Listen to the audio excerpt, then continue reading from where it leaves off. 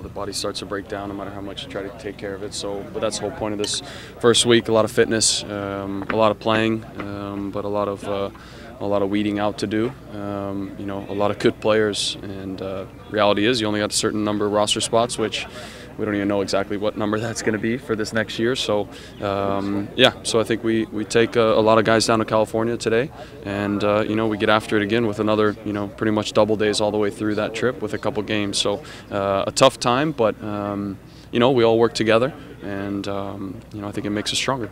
Do you think this year the competition coming into preseason a little bit tough? You have S2. You also have a lot more at stake. You want the cup. You're so close to getting that final outcome. Yeah, well, I think that's a testament to our team and what we've done. There's not going to be too much changeover. There's not going to be too many new faces. Certainly with S2, you're going to have that side of it. But I think for the first team, maybe implementing one or two guys, and just keep doing what we're doing.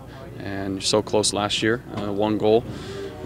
Puts us in, and that's the reality of it. So I don't think we need to really regroup anything. It's just reloading, and that's what we're going to do.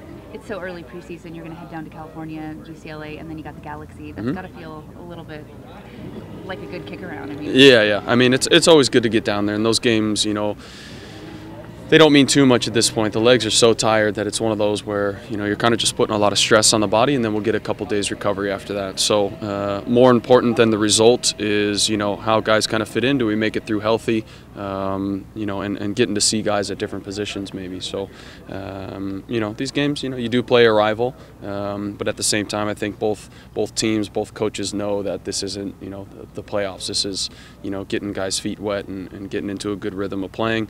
It'll be the last day of this trip, so after the double days, it's going to be brutal. But that's what it's all about.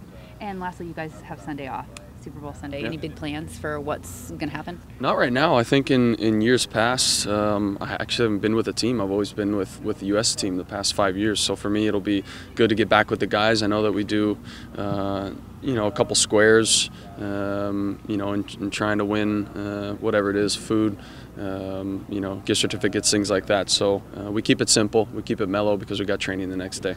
Any update on the union for expires on Saturday? So no, we've got an agreement that we'll train through preseason. That's will continue just like the last time around. So there'll be more meetings. I think February 3rd and 4th. And then another week after that. So they'll start to get closer and closer as we get closer to the first game, and as this thing carries on, you'll hear a lot more on both sides. We hope to keep it easy, and we all want to play. That's the most important thing. But we've also got to be strong and stick to what we believe in. So that's where we're at. How often do you update your teammates here about it? Yeah, as much as possible. I mean, in the beginning, it's not very often because the meetings are so spread out. So there's not much information that can be relayed. So now as the meetings, like I said, become closer and closer, then there's got to be more information relayed to the guys. And, for the most part, the executive board, like myself and Todd Donovan, Jeff Lorenowitz, a couple other guys, sometimes we've got to make an executive vote on is this okay, is it not okay? But like I said earlier this week, that we're so close on every issue except for one, and that's free agency. So I know the guys are willing to fight for that, and that's the most important thing, and I think that we'll be together.